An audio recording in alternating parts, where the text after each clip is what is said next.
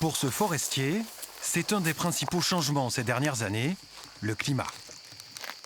À 1000 mètres d'altitude, les cigales se sont installées et dans la forêt d'Épicéa, le constat est sans appel.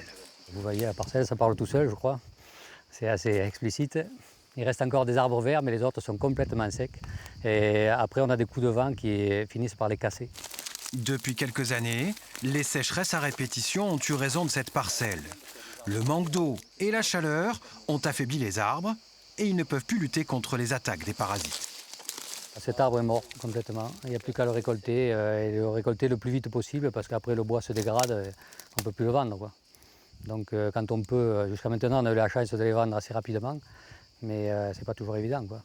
Dans le massif du Sommaï, au-dessus de la Salvetat, ces dégâts ont poussé l'ONF à envisager une nouvelle forme de plantation. Dans ces parcelles, les monocultures d'épicéa vont disparaître.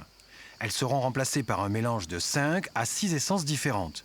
L'idée, ne pas mettre tous ses œufs dans le même panier face à un avenir incertain. Le changement climatique, c'est une grande difficulté pour les forestiers pour appréhender en fait les changements qui vont avoir lieu et pour essayer de savoir quelle forêt sera adaptée dans 100 ans, 200 ans.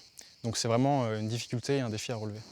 Ce projet bénéficie du label bas carbone du ministère de la Transition écologique. La plantation de ces nouvelles essences va permettre de séquestrer ici plusieurs milliers de tonnes de CO2 au cours des prochaines décennies.